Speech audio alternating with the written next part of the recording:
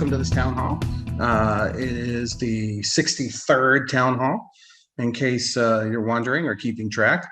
I don't know if Mike is with us today. I haven't looked to see him. I'm assuming that he would be because I didn't get a note that he wasn't. But either way, we're going to get rolling. To start off with, for those of you that don't know, if it's your first time, my name is John Best. I am the CEO of Best Innovation Group.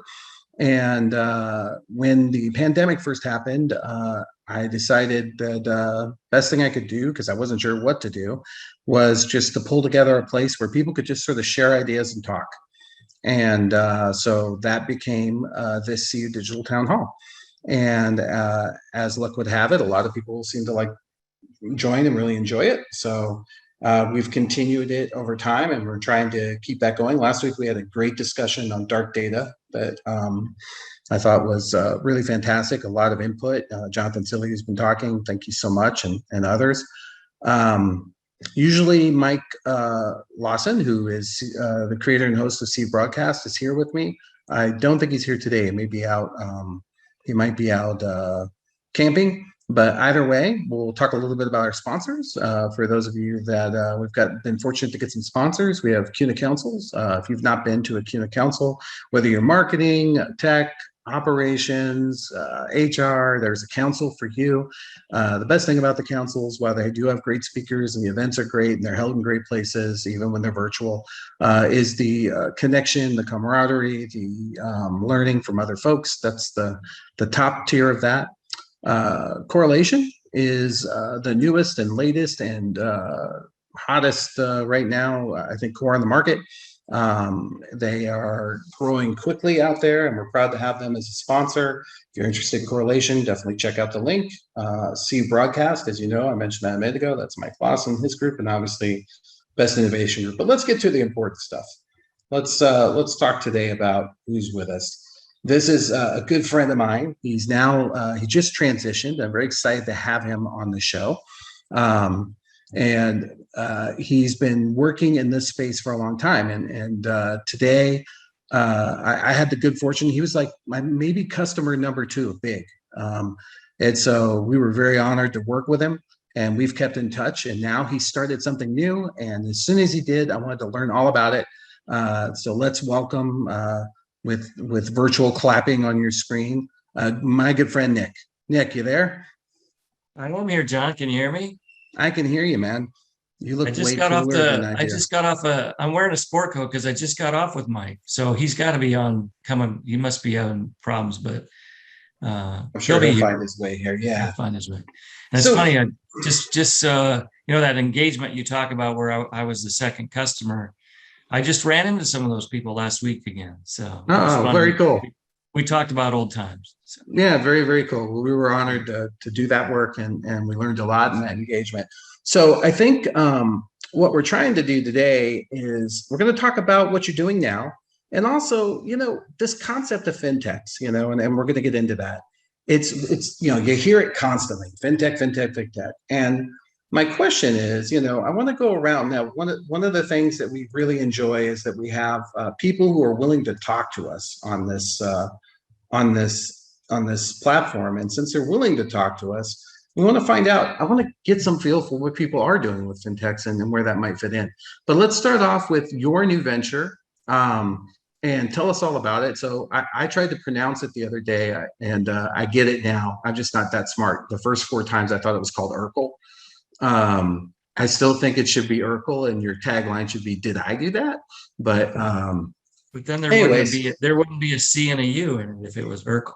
I don't know. I'm not, like I said, I'm not that smart. So you have to give me wow, everything's background on this thing. But anyways, so tell us about it. So you were with Veridian, huge credit union, and I just want to tell everybody a quick story. So I pull into this, go visit him. I'm out in Waterloo, and I go to visit Nick, and there's this old couple, and they're getting out of their car, and I'm not kidding when I say old, and they've got this hatchback type of car, and the trunk is not working, and the older man, it's like closing on his head. It's going to kill him. And he's freaking out, and he's like, I'm just going to get back in the car and leave. And the old lady's like, no, we're going to stay. And he's like, oh, he's just frustrated. So I go over to help him, and I'm helping him and the elderly lady, and I'm there to visit Nick. But I don't think he even knew I was in town yet. So meanwhile, he pulls up in his car and goes, John. I go, oh, hey, Nick, I'll be there in a minute. I'm helping them. He goes, I'm not here for you. And so the two people that I was helping turned out to be family members of yours who were in town because they were there for some they were being honored in something because that was their hometown. Uh, yeah, It was I very thought that was ironic. fun. Yeah, Uncle Lou and Aunt Betty from Houston were in Waterloo for some event, and you ran into them in the parking lot. And just by ironically, you said, "Oh, I'm here to see Nick," and they're like, "So are we." So Well, and they were there, so it was really yeah, cool, and it was yeah. neat to see them. So tell us, okay, so you leave Viridian, you decide, you know what I'm going to do? I'm going to start, do this new thing, and tell us how that came to be and what you're doing. Yeah, so the background is this. So about 3 years ago, Members Development Company, MDC, started socializing with their owners through their CEO, President CEO Jeff Klein, that there was a need for a venture fund in the credit union industry. And so MDC and their owners started, developing this, talking about it. Jeff was leading the charge. And it kept talking about it at each of their owners' meeting, and it started to kind of snowball. And their board bought into it, and the owners bought into the fact, yes, we need this venture fund.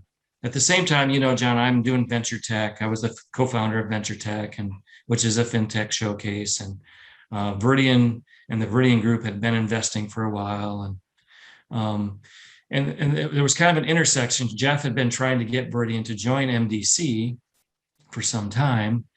Probably had 3 conversations with Viridian, and we had kicked the can down the road. And finally, he said, "Hey, we're going to start this fund.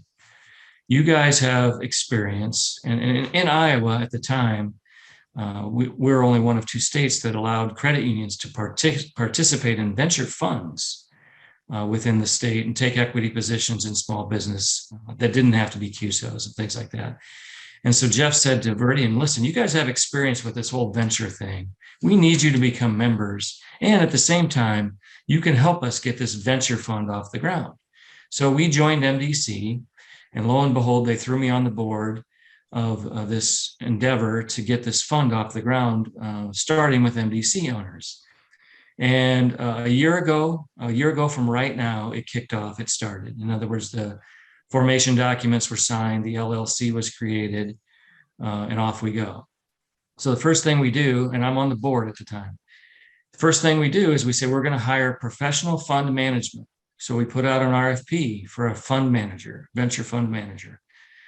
I think there were four VCs in consideration. One was dropped immediately because it was a bank fund, and they were getting pushback from their owners. We don't want to play with credit unions, which we're used to. Another fund was international, had no knowledge of credit unions, and we were worried about their focus. I think they were Tel Aviv based, but had offices in New York and Silicon Valley. And so really big, indicated they were interested, but we weren't sure if they really were. So it came down to 2 different VC funds that filled out the documents. And so the board then was MDC, Georgia's Own, myself at Viridian, TDCU, and ViStar. Those were the 5 people on the board. So we started evaluating the 2 funds, and lo and behold, we chose Next Level Ventures out of Des Moines. This happens to be the fund that Viridian was also involved with because of our rules in Iowa. And so I was already on the investment committee of Next Level Ventures. So you can see how the circle was shrinking, John. Yeah. It keeps getting smaller, and small family, which is normal in the credit union space. Is that consolidation? Really normal. So negotiated with Next Level Ventures, signed the contract in August. Talked about when fundraising would start. They kicked it off at their MDC owners meeting in the summer, which is usually the first week in August. They actually had a Fintech Showcase event in September. We had Venture Tech as well in November of 2020. Anyway, technically, they started raising funds end of Q3, beginning of Q4. So it was off and running. So the fund is in charge of raising money. So they're talking to credit unions. We're making all the introductions. All of us on the board are making introductions to every credit union, every CEO that we know, and off we go. I'm involved in fundraising calls. Jeff Klein from MDC is involved. John Carew from Georgia Zone's involved, and we're all introducing them to the industry. So it's going really well. It's kicking off. It's going well. Now we decide, and this is pivotal in what turns into what's my future. We say, you know what? We need to create a new LLC, a different LLC that is the ecosystem creator. In other words, it keeps everyone together in the same ecosystem, playing nice, and represents us in the industry. And so the way we talk about this is it's a three-legged stool. So one is the fund. Now the Circle Collective is now the general partner of the fund. And that's important because the Circle Collective and the company I represent now, we get to pick the investment committee who is making the decisions on what we invest in. And that's important. So these are going to be our people making these decisions. So the general partner, and this is unique because normally the fund, the principals in the fund are the general partner. So we're already asking them to think differently. We're now the general partner. So we have a board, we get to name the investment committee, and every investor in the fund now has a piece of ownership in the collective. So what I say is I used to represent one credit union, now I represent 50 because they're my owners. The other leg of the stool is the fintechs that we invest in. And the third leg of the stool are the credit unions. So we got the fund, credit unions, and fintechs. And Circle Collective is the base of the stool where all three intersect. And so I have to create an ecosystem where all three of them have value at the base of the intersection. So how do we create value for the fund? Well, we're educating the fund managers on how credit unions work. We're educating the fund manager on what's important to our credit unions, but also what's important to the fintech. In other words, integrations, that's important. How they integrate, if they can even integrate, who they're doing business with already, how they integrate to the core, how they integrate to the LOS. All those things are important when you're considering a fintech, especially an investment. Who they're already doing business with, what other verticals are they in? Are they going to focus in credit unions because they have to become a QSO? And that's a different conversation altogether. Of which we're trying to change. That's another leg of the stool, but it's a little leg in that we're trying to get the NCUA to look differently at these investments. So that's how we add value for the fund manager. How do we add value for the fintechs? Well, we're exposing them to 50 large credit unions. That's what we're doing for the fintechs and helping with those introductions and helping with introductions that maybe aren't even investors, but other people in the industry. And then how are we adding value for our credit unions?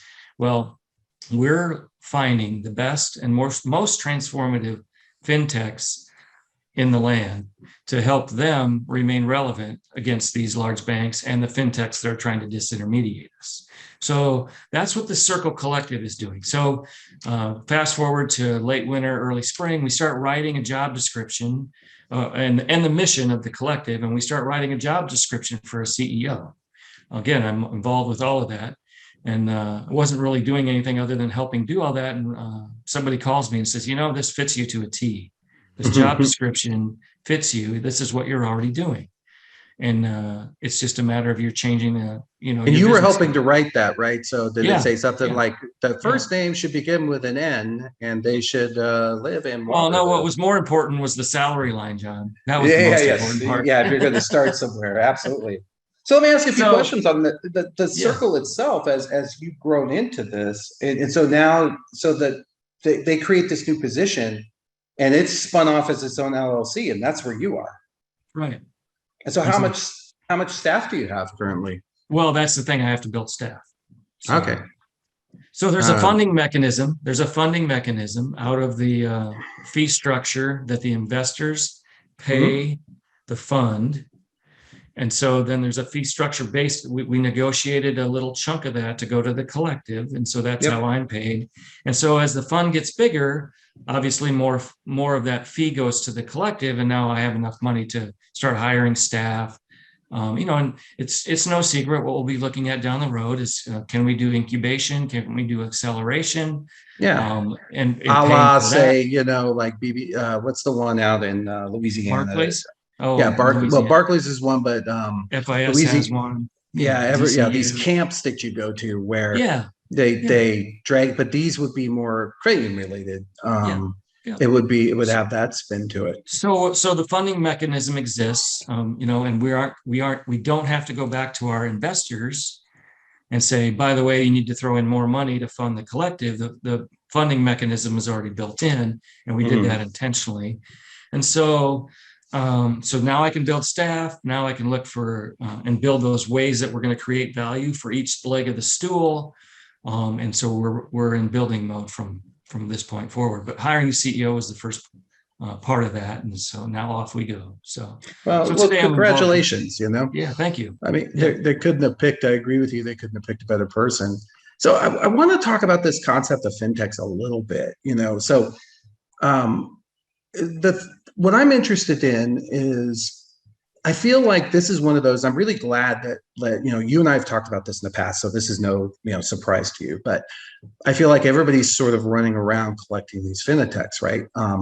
There's Constellations, which is sort of a framework for fintechs, which I imagine that you guys will be, if they're not already part of that investment group, they probably should be.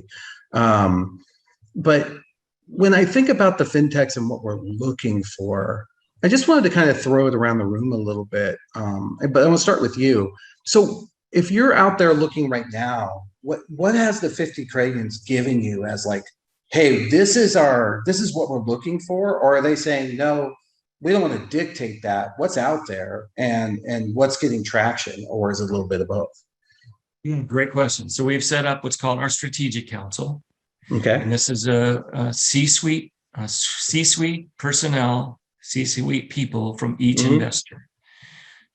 So remember, I said every investor now has an ownership stake in the collective. But what everybody has asked for is a seat at the table.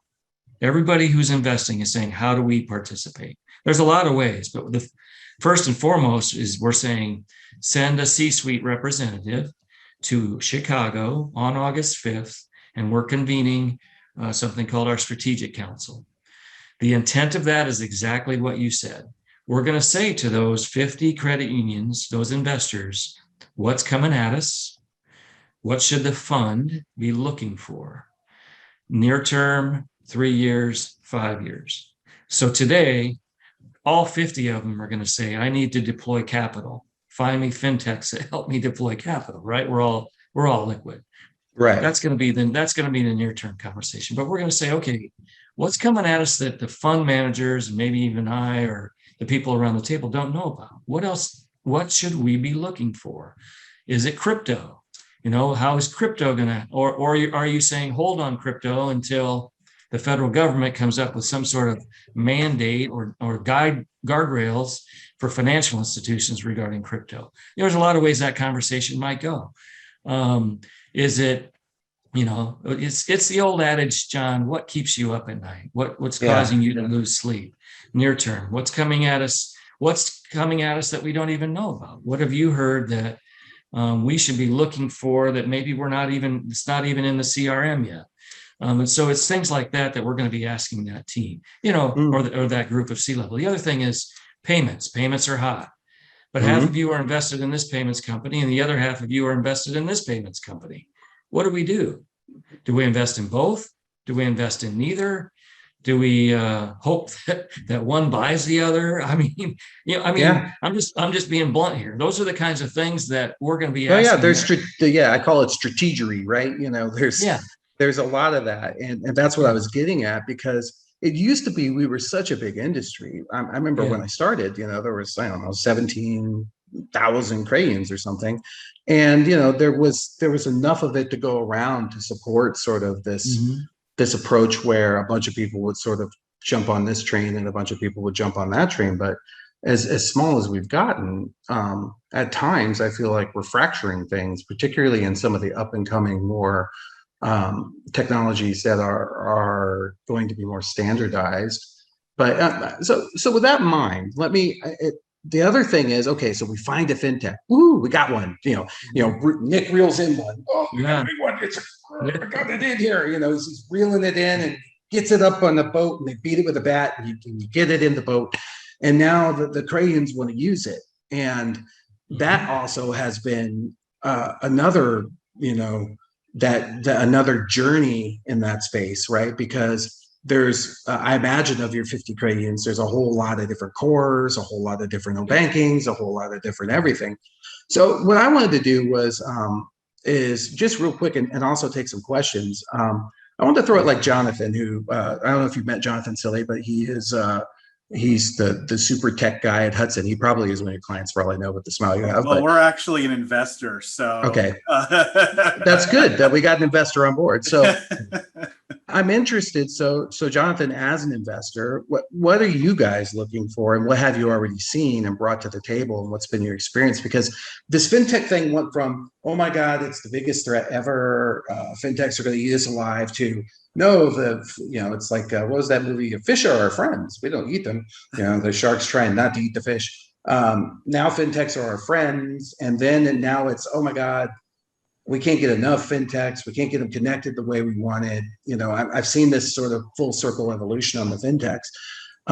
And I feel like there's even more to come. So, and I'll talk about that in a minute. I have a theory on fintechs, but go ahead. What your investors, that's great. Was it because Nick's so handsome? Because I think that's, for me, that's why I would invest. But I think they invested before they met me. To invest at the end of 2020. And actually bought into the fund officially in January of 2021. So, and we're also general partners in the fund. So, like Nick was saying, we have a say in the investment strategy. Are we able to say how much the fund has right now? Is that something we're allowed to talk about? That's actually good news. And Jonathan probably doesn't even know this. So when you're creating a fund and you have to create the legal documents and all that, you have to you have to name your upside range, your top range. Mm-hmm. And we said 50 million to 150 million. As a board, we're talking right now that we have to change that upward range because of demand. So above 100 million, great to hear. 150. Okay, 150 million. Wow. So just so you know, Jonathan, you're a limited partner, not a general partner. Oh, okay, got it. There you go. Yeah, Jonathan, you only gave a nickel or something. I knew we were some kind of partner. I just so far, the Circle Investment Fund, they've made investments in Eltropy and now also Luma Labs, which are both great investments. We're really happy with those. We were actually already looking at Luma Labs as a potential partner, so that's an interesting investment, and it aligns with what our strategic priorities are quite a bit. So it's proven to be very closely aligned, and honestly, one of the reasons why we went with investing in the Circle Fund and MDC and some other organizations in the orbit of MDC is because we didn't want to try and go this alone. So the idea of being able to harness the collective buying power of this group of organizations when it comes to investing in these up and coming companies, whether you want to call them fintechs or startups or whatever, but it's clear that we're able to align our strategic vision with the investments of the Circle Fund, and ultimately, we're now, essentially have skin in the game with these other organizations, and it gives us not only a chance to really become familiar with them, but also, ultimately, if they do well, there's financial benefits there as well. So, it keeps us really in sync with the industry and fintechs, and gives us an opportunity to really get some nice early access to these organizations that are up and coming and have a chance to really differentiate our service with our members. So it's been a really awesome opportunity. I'm extraordinarily happy with the investments that we've made over the past year at Hudson Valley into these types of organizations, where previously, honestly, we'd always kind of shied away, but we've really tried to kick it up a notch in this regard. So my question, this really kind of totally plays into where I was going here a little bit in my head, which was, so Illuma Labs, I know a little bit about them. We had them out to our innovation club, great group. To me, they're more of a underlying ingredient type fintech. So I look at fintechs as kind of two approaches, right? They're either, end to end do something like an Acorns that just sort of is standalone and provides value to the members. It's, Acorns is a top up type 401k type investing platform that takes, and rounds your stuff up. Whereas Illuma Labs is more of a security based ingredient to include in a whole lot of things in my mind, which, they have sort of an underlying platform.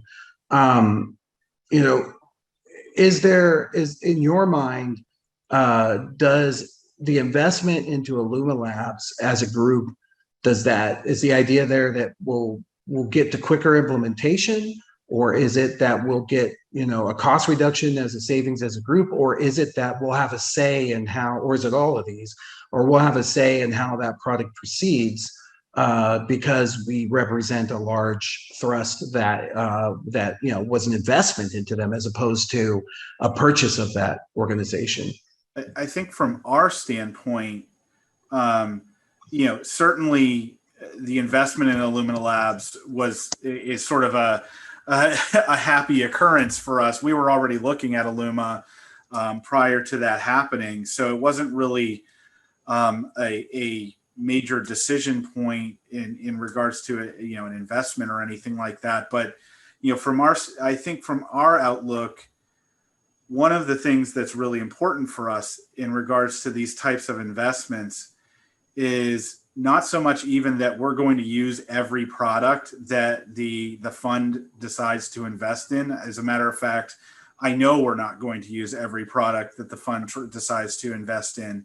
But for us, it's just as much strategic in regards to making sure these organizations are able to bring their products to market faster. And they also, because of the investments of the fund, have an internal strategic focus on the credit union industry as a whole, which ensures that their products are aligned with our needs. I think it strengthens not only our position, but the credit union industry as a whole by the Circle Fund investing in them and making credit union development integration, whether it's core or other ancillary services integration, a priority for them because of the funding that they're getting. So, it's strengthening us, but also making sure that fintechs remember that, hey, credit unions are out here too, and you need to be developing for us because we're strong partners. And so, whether or not I get a chance to, use one of these services, hopefully the idea is that it benefits the industry as a whole. I can see that. So Nick, John, from you, yeah, sure. Can I talk about a lot of this? Entropy was first, Nimbus was second, Illuma Labs was third, and we're about to announce our fourth. All of them are credit union centric, every single one of them. In other words, we didn't have to talk them into being a QSO. They're already a QSO just through osmosis. And that's key to these first few. I shouldn't say that the fourth one we've had to convince to be a QSO, but they were already a QSO because they have 11 credit union customers in one bank. So you get the idea. But you said some things that were all together in there, John, and I'm going to say that was all the above, especially with the Luma Labs. We took the whole round, the entire round. They have 3 customers. They have 3 customers on their way to 10. And Austin, just nod if I say everything correct, and shake your head if I'm wrong. So anyway, we can impact Illuma Labs' trajectory. Remember when we said we're creating win-win scenarios for the credit unions and the fintech. We're going to expose Illuma Labs to 50 large credit unions. all in one swoop, that's going to affect their trajectory, which affects their valuation. And when the next round comes or a takeout comes, we're all going to win. The other thing with the Luma Labs and why we invested in Luma Labs is because they're focused solely on credit unions. Nuance and Pindrop could give a crap about credit unions, and they're the only other voice authentication companies out there. Yeah, they are the players. So it just depends on where it fits and how it fits. The Luma Lab fits really nice into a box. Voice authentication for your call centers, inbound and outbound, because a lot of credit unions are making outbound calls now. And so that was important to us, and that's why we made that investment. The investment wasn't that big. The valuation wasn't that huge, even though there's been a jump from last May when they received their first round. But valuations are crazy. There was another thing that, Jonathan hit on. He said the term one-offs. In my opinion, John, one-offs are over. If a credit union is going to invest in the fintech and they're the only one doing it, they're lucky that they found something there, because what we're finding, especially on the good ones and the ones with a really quick trajectory, rising quickly, they already have the attention of VCs. And the reason is there's so much money out there. There's billions of dollars sitting on the sideline looking for stuff. We know of Andreessen Horowitz investing in fintechs with zero revenue and zero customers. That's unheard of. And they're the biggest VC, or the most famous VC in the world. And they're already investing, in our space. So if a credit union is going to do a one-off individual credit union investing in a fintech, it's really, really early, and they're going to, and there's a relationship there somehow. But one-offs I think one-offs are over. And that's the reason a lot of these credit unions are seeing that. And this is what I talked to Viridian Credit Union about before I left, John, was this is getting so sophisticated and so crazy. You're not going to be able to negotiate valuation with a fintech in today's world. You just can't. It's going to take some firepower behind you. And we think a $200 or $250 million fund has that firepower. And we're saying to our experienced VC fund managers, it's your job to make sure valuations stay in line, if at all, if you can control that when you're making this investment. So that's another reason why we're seeing great success in raising money for this fund, is because people are realizing this one-off stuff is probably days gone by, just because of what's going on out there. I would agree. And I think that one thing that I've always been concerned about is that a lot of really good fintechs who have product, and we've seen this before, where they go in and they bring together a good idea, a good product, and then someone like BBVA or whatever comes in, snatches them up, and then to your point, the credit union business goes by the wayside, whether it be Citi or those kinds of grades. And so if it's just one or two grades, even if it's like 10 or 12, it's still not enough to bring that to bear. So that's a good point. So do you see yourself as the general partner? And I wrote down the investment committee, the group, the various groups and the partners. What will be the connectivity back to the fintechs on a regular basis in terms of, if I'm Jonathan and I'm sitting there, which, by the way, Luma Labs, great choice, because what I see for Luma Labs is it could enable other fintechs that may not be as viable to be more viable because they have a security hole or something like that. So that to me that's where I talk about sort of this platforming fintech versus sort of a service fintech. And there's a connectivity there that I also see as an opportunity for sort of engagement. But if I'm Jonathan and I'm investing in a Luma Labs and I'm also a user, let's say that's part of his strategy, what other benefit does he get for joining that? Does he have some, like, can he pick up a phone and say, hey, I'm going to go and give me the CEO. I needed to, know my voice. When I laugh, I wanted to know it's me or whatever, Well, like I said, we're exposing all of our fintechs to all of our investors and vice versa. So that'll be through showcase events. It'll be at meetings, investor meetings.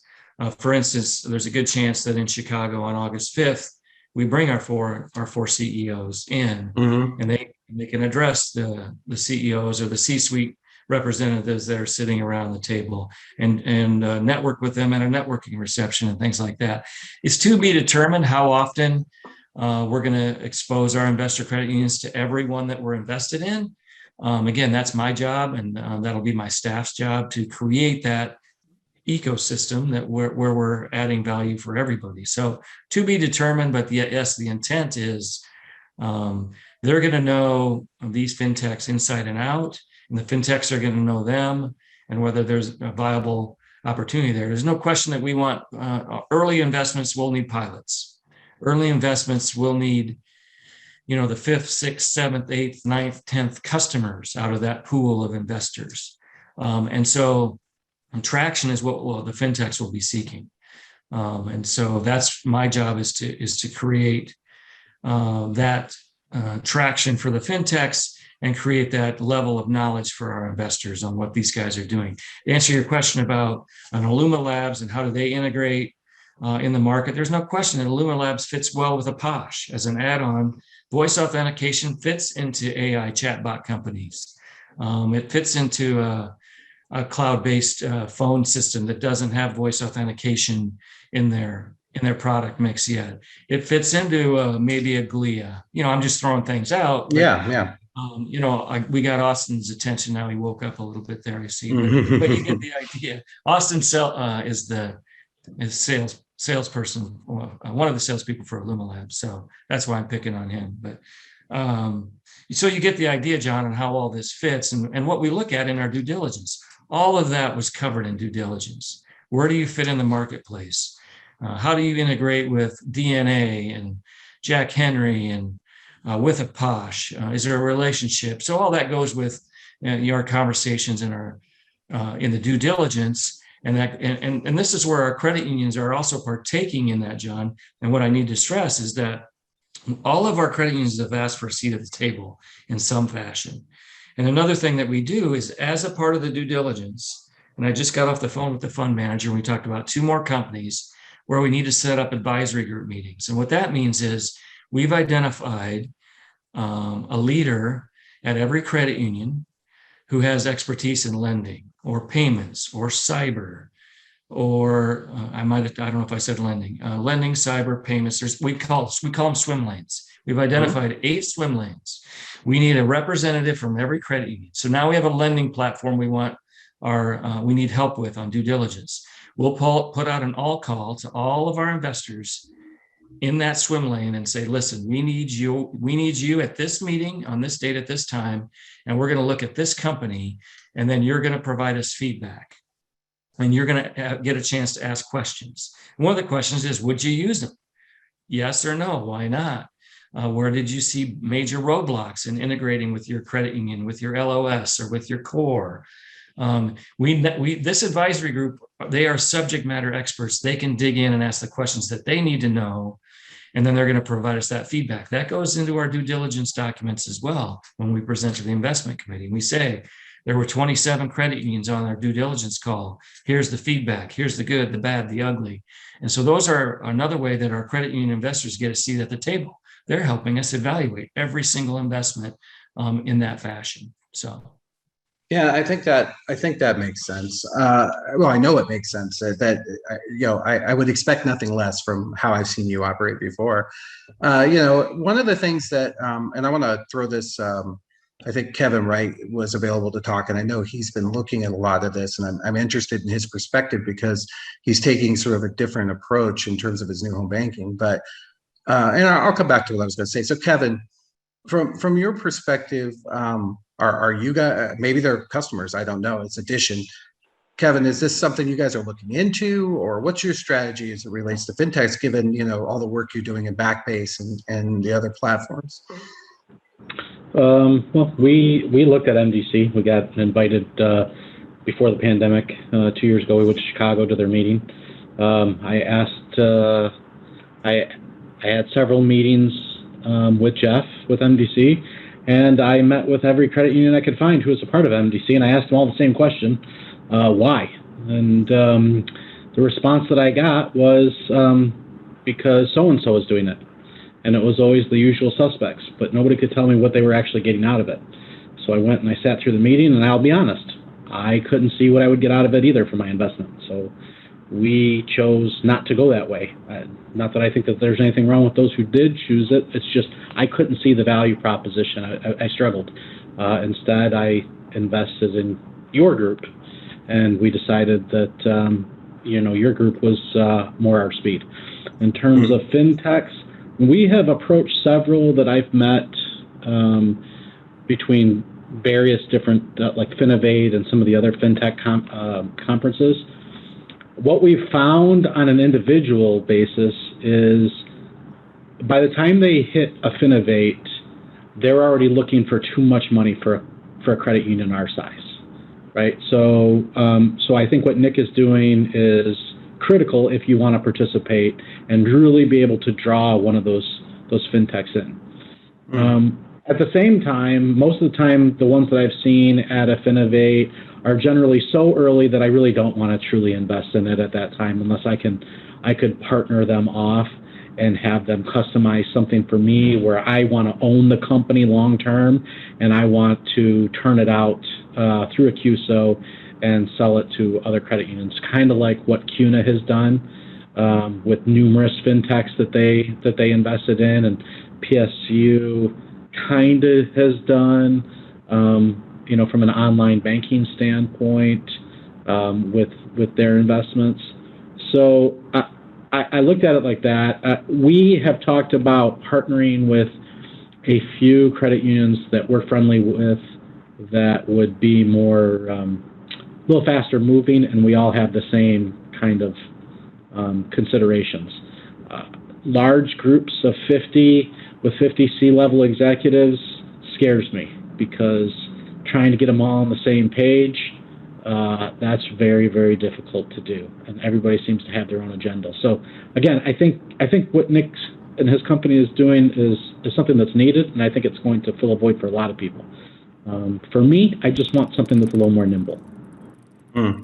So Nick, how do you, from your perspective, is that something you've heard before?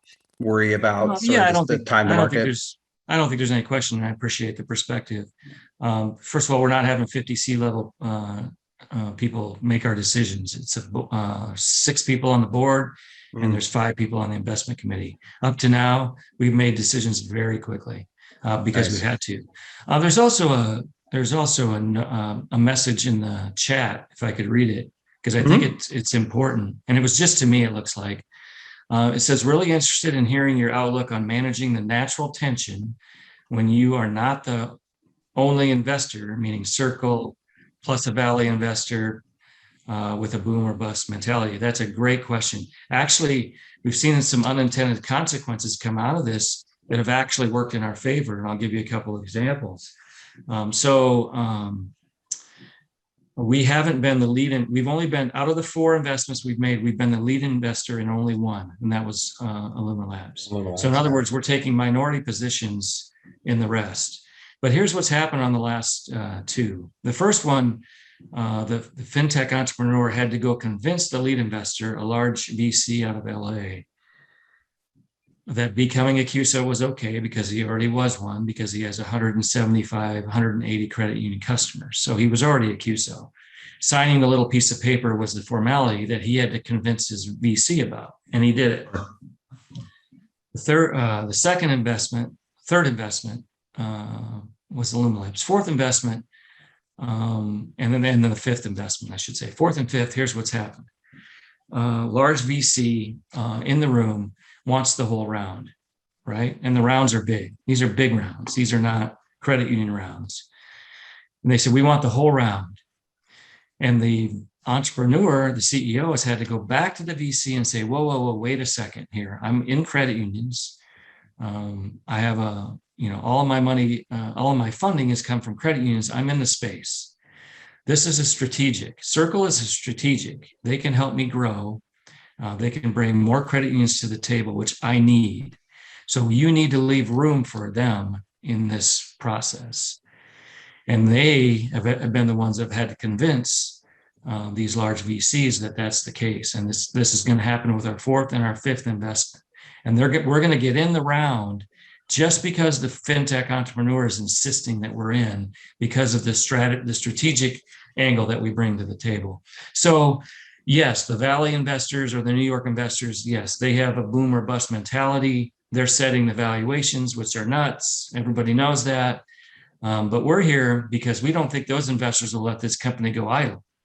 They are not going to let this company fall by the wayside either. So it's a win-win scenario for us, in that we're on board with a large VC who's going to drive the bus by helping this valuation go up and this happy ending occur, which is where we're going to see a lot of return from that standpoint as well. So, we've said it, return's not our number one priority, but it is a close number two priority. We are investing for returns. We're going to see returns. There are returns out there every day, and they're huge. No different than there were 5 credit union investors in Alchemy. We were one of them, Viridian, at the time when I was there. First Tech, Connexus, SEFQ, us, and BCU. And, there's some huge returns coming out of that investment. Huge, because they went public. Not everyone's going to go public, but some of these large VCs are going to drive that bus. And some of these companies that we're invested in are going to see, their names on the NASDAQ at some point. Well, it only takes one, right? That's kind of the deal. It only takes one home run, right? Right. It only takes one home run. That's what we hear from the VCs as we look at it. And, that's where I was kind of going was, what is the priority? Because you could go either way, right? You could find the next Venmo, and that could be, that could be an option, or you could, find 2 or 3 of them that may wind up in that space. So this is interesting. This is a question that I have from the chat. It says, should we as a community be relying on VC companies to drive innovation, or should it be private and innovative companies? I don't know. I think they're kind of, I don't know. I feel like they're interrelated. What do you think, Nick? Well, Circle Collective is a QSO. Circle Fund is a QSO. We have to keep it all in the family because of the way the NCUA makes us structure these things. Sure. Although we are working on that. We're asking for the NCUA to look at investing a little differently, and we think we're gaining traction. We have with Rodney Hood for sure, and we think Cal Hopman's on board as well. So it's just convincing the third H, Harper. Mm. And so we have a meeting with him set up too. And we think we're gaining traction on looking at these investments and not putting that QSO burden on them, and not making them stay just in credit unions. But it's still, we're all together here. Our industry, quite frankly, is shrinking from the number of people involved. And so and the way I'm approaching this from the collective standpoint is we're all in this together. We're looking to collaborate with CU 2.0, not do things separately.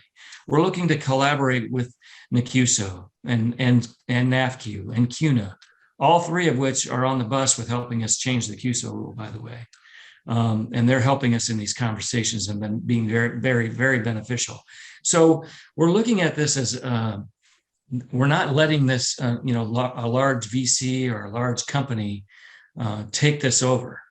We're keeping it in the family, but we want to keep everybody in the same sandbox. So anyway, I mean, I came from the QSO world, so it's innovation and collaboration. And I'm keeping that mentality. This is about collaboration. This is about innovation, but we're going to have to innovate together. And that's not saying that we're all going to like who we invest in. We're not all going to use, like Jonathan said, Jonathan's not going to use all 50 of the fintechs we invest in. He can't. It's just going to be overwhelming, and they're going to be all over the place. So, our credit union investors are going to have to pick and choose. But at the same time, the fintechs are going to be ecstatic to be in our ecosystem because we're going to help them grow. So, that's the way we're kind of looking at it from that standpoint. So, there's no shortage of opportunities right now. I mean, I think our CRM is up over 300 fintechs. I know for a fact our fund managers looking at 2 to 3 fintechs a day now, per day. They're bringing 2 to investment committee, at least 2 every time we meet. That's not for a decision, more of just funnel management, and funnel management will be key. So again, I look at how are these fintechs entering our ecosystem. They can come in through you, John. They can come in any way they want to come into our ecosystem. I liken it to a house. And there's the front door, there's the back door, there's the side door, there's the sliding door, there's the garage door, there's the basement door. You name the door. You can come in through a second story window if you want. We don't care. Just get in here somehow. And we don't care who opens the door. The doors are open. So Jonathan could call me tomorrow and say, hey, I just saw this cool fintech. We need to make sure that we all have visibility to it. The fund managers, there's no question, they're hiring people in New York and Boston and the Valley, and they're going to be scouring the countryside for the best and most transformative fintechs. And the collective is going to let fintechs that are too early also participate as well. So it's going really well. Like our investment committee people the other day said, wow, this is really going well. This is going much better than expected. To have 4 investments approved, within 2 months, that's impressive. And again, the diversity. So Luma Labs is voice authentication. Nimbus QSO is it's a digital core, for lack of a better term. Yeah. Eltropy is a digital engagement or digital communication platform that started on texting, but they're not just texting. They're going to be all the digital communications channels that you want as a credit union. And then the 4th one to be announced is in lending. The 5th one's also going to be in lending. So it's going really well. So appreciate everyone's perspective out there, and happy to talk to anybody who wants to talk about this. And again, we're even if you don't like what we're doing, but we're going to benefit the industry because we're going to change the QSO rule. So you aren't burdened by the fact that everyone you invest in has to be a QSO, that kind of thing. So, it's a big initiative, and it's going to need everyone pulling in the same direction. Oh, absolutely. So Nick, Cody, who is with Sherpa, had a great question. So, and I'm going to spin it a little bit. So as you move forward, I love that you're taking on the QSO question. The other thing is that some of the business models of these things are they're not necessarily advantageous in markets. Matter of fact, they're hurting us.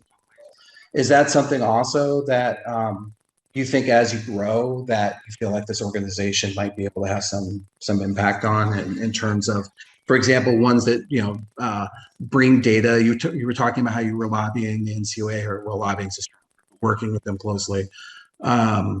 Is that the sort of thing too, as time goes on, that some of the practices and trying to find ways that are win-wins for the fintechs and us that don't necessarily disintermediate us between them?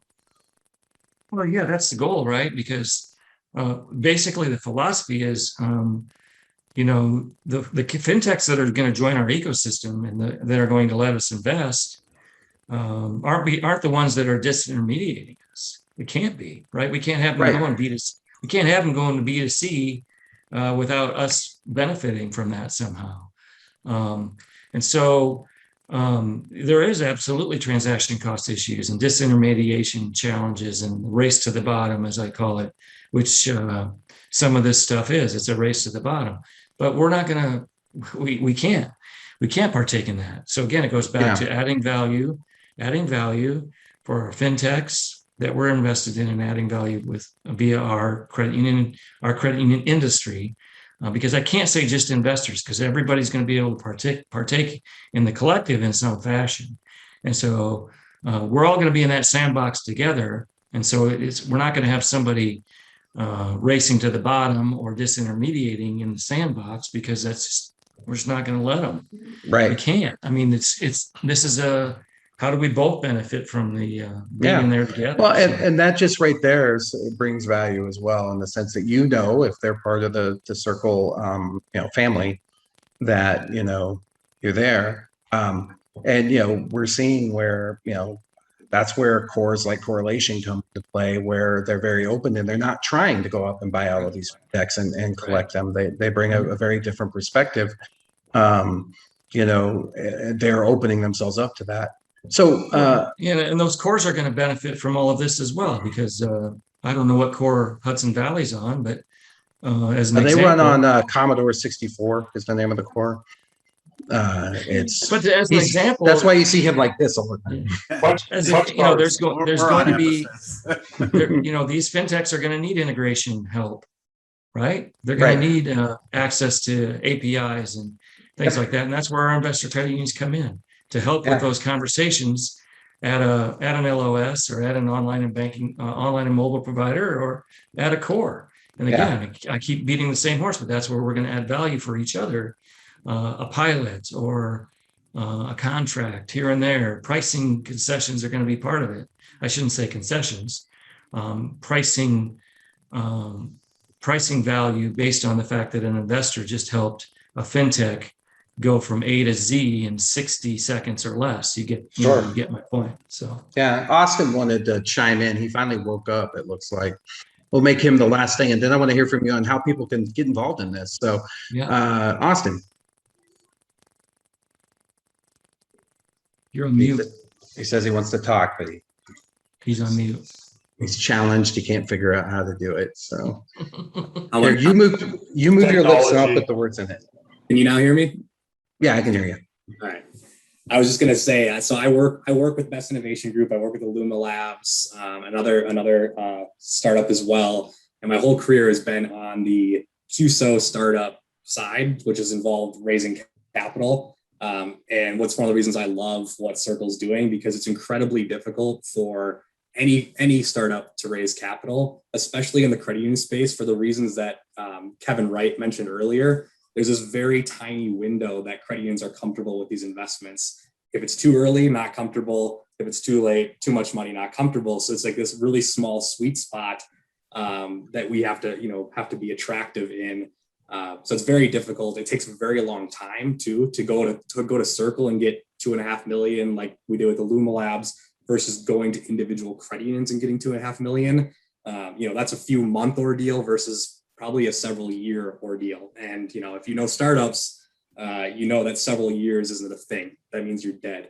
So it's extremely important that we have a vehicle like this, because we need to foster innovation if we want to survive. And it's tough to do it with, individual investments. So having the fund going out and doing it for us, plus, all of the credit unions benefit because now we have diversification of risk. Because before, if you wanted to invest $500,000, that meant one investment for you. Now you can invest $500,000 in Circle and they can go out and diversify across the board. So this is an idea I had a while back. I'm really glad it got started. I'm glad Nick is involved. Couldn't have picked a better person to do it. So I do think this is a win-win for the industry, for fintechs, credit unions, and everybody involved. So we're right at time, and people have lots of questions. There's a question from Rick Cranston, which is a really good question in the piece there. Nick, I'm going to grab that, and maybe you can, I'll get it to you, and maybe you can answer. But before we go, because a lot of people are about to dump off, where can people go if they like, hey, I got to get me some of this. This is exactly what we've been looking for. Count us in. How do they get more information? How do they get involved? Yeah, so my email address is nick@circle.com, and Circle is spelled CURQL, nick@circle.com. We have a website, circle.com. So just reach out to me, and we can go from there. The other thing, John, too, is I just wanted to mention that Venture Tech is coming with me. I started Venture Tech 4 years, and now that's a Circle initiative, and we're collaborating with NCUSO. Awesome. This year. So it'll be in Las Vegas at the NCUSO event at the same time. We're collaborating with them on space. Very, very competitive right now for events in the fall. So that was what we decided. So I would love to invite everybody here on this call to that event. It's a Fintech Showcase event. We're going to showcase more fintechs than we have in the past. There's going to be more capital in the room. There's going to be more networking in the room. So it's getting bigger. It'll be bigger this year because it's not at Alchemy. It's going to be at in Vegas at NCUSO. So if you could get me your mailing list, John, I'll get everybody invited. But I certainly hope you can come, John, because you always add a great deal of value, especially when we're talking about the fintechs when they're not in the room. So hopefully you can make it this year. So yeah, I'm looking forward to it. I certainly believe that our ability to partner is going to be really important, and out partnering the competition is going to be a skill. And I think that's really what I've known all along. That's always been your game plan. But very cool to take this journey with you and see evolve, talking about all the valuations and digging in, and it's been, it's not, this is not stuff that you just come to overnight. The 409As and all the things that go with it. It's a difficult ride and very impressive.